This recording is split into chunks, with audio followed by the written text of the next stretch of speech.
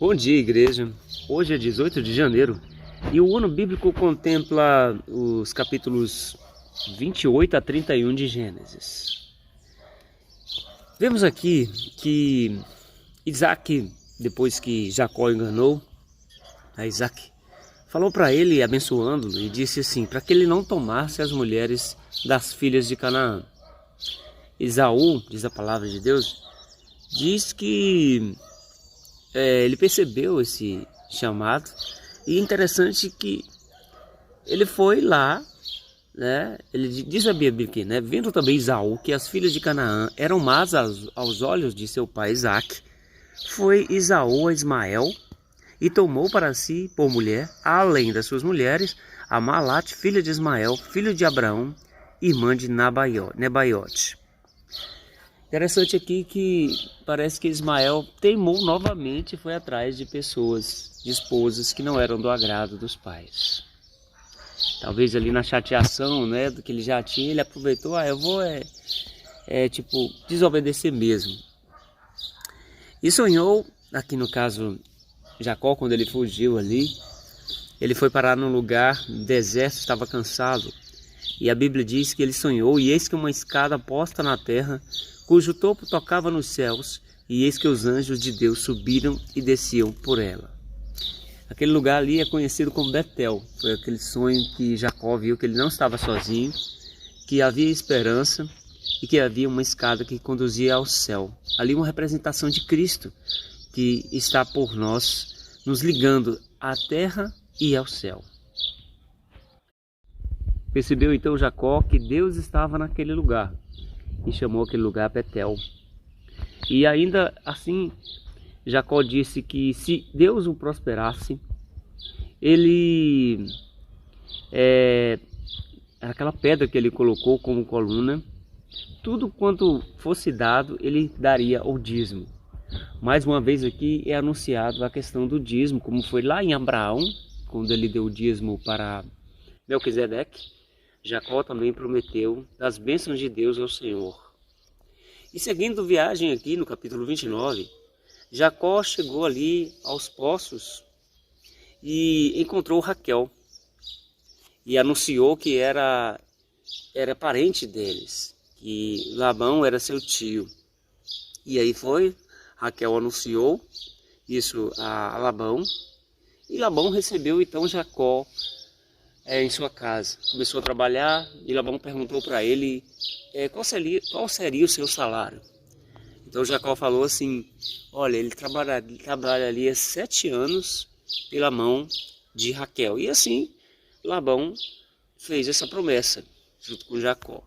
Só que no dia do casamento, nós sabemos, porque na verdade não era costume dar antes da primogênita a outra filha, e Jacó foi enganado por Labão. Trabalhou 7 anos e recebeu ali a outra no seu lugar.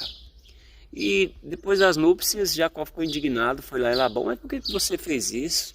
Você me deu uma filha no lugar da outra. Então Labão explicou e disse assim, eu não te darei a outra, mas tu deverás trabalhar para mim mais 7 anos. E assim aconteceu. Ele trabalhou esses 7 anos. Agora o que acontece é que guerras de famílias, brigas, dificuldades, os mesmos problemas que temos hoje no nosso lar, na nossa família, na igreja, no trabalho, havia naquele tempo. E aconteceu aqui que a madre de Lia, porque ela se sentia desprezada, foi aberta, e a de Raquel não foi. E começou ali também uma luta de famílias. Lia começou a ter filhos. Ela queria mais e mais o agrado do esposo, pois sabia que havia aquela diferença. Porque, na verdade, Deus ele gostaria que fosse como Adão e Eva. Mas, diante de determinados costumes, como a gente viu ali em Abraão, em outros casos, acontecia essas disputas. E foram tendo filhos e filhas. Filhos, na verdade. E Raquel não tinha filhos. Até que chegou o momento em que ela foi-lhe aberta a madre. Mas antes disso, Raquel fez parecido com Sara. Deu a sua serva para que Jacó tivesse filho por intermédio dela. E Lia também fez a mesma coisa. E no final, Raquel teve ali o filho José. Então, Jacó, diante dessa realidade, disse: não é hora da gente sair daqui, porque já servi, né, a Labão durante esses anos todos, é hora da gente sair. Então Labão falou: não, fica mais aqui um pouco, etc. E teve o caso ali do cuidado do rebanho. Então, em resumo, Jacó ficou mais 6 anos ali. Deus prosperou a Jacó, dando-lhe para ele do melhor do rebanho e fazendo crescer, e a todo o seu tesouro e a todos os seus servos e filhos. Mas chegou o tempo em que Jacó lembrou ali da promessa, do pacto que fez com o Senhor para sair e voltar para a terra de seus pais.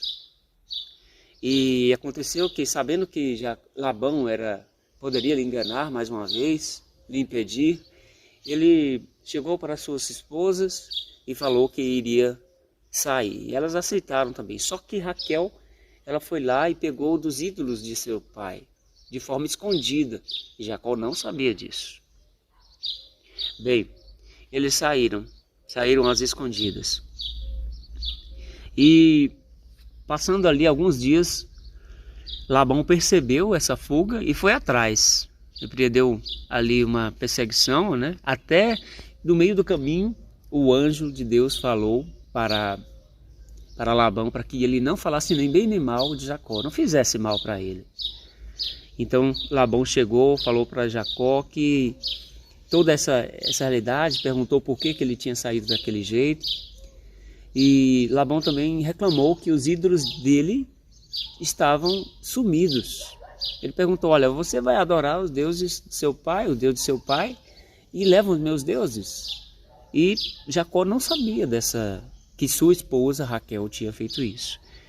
E a Bíblia revela aqui que Labão, procurando no meio dos pertences ali de Jacó, não encontrou nada, porque Raquel, ao chegar perto dela, ela escondeu de forma mais firme ali aqueles ídolos. Ela ficou sentada sobre eles e disse que estava naquele período do costume das mulheres. E Labão respeitou isso. E assim ficou aquela parte escondida. Então Labão e Jacó fizeram um pacto, né, com as pedras, chamou aquele lugar de Gileade, e assim Jacó seguiu o seu caminho e Labão voltou para a sua terra. Irmãos, lendo todo este contexto aqui, vemos que o povo de Deus tem dificuldades a enfrentar, grandes, mas no fim das contas, devemos ver que Deus está no controle de tudo. Vendo ali nossos erros, nossas falhas, nossos acertos, e querendo nos auxiliar a ter uma vida melhor no meio desse mundo de dificuldade. E deixou aqui a história de Jacó, para entendermos o quão duro é vivermos debaixo da enganação, porque Jacó significa enganar, que nós possamos aprender com os erros de Jacó. Obrigado, Senhor, por mais esse dia. Abençoe todas as famílias aqui da igreja, ó Pai, e dá-nos a tua paz, santa paz, em nome de Jesus. Amém, Senhor.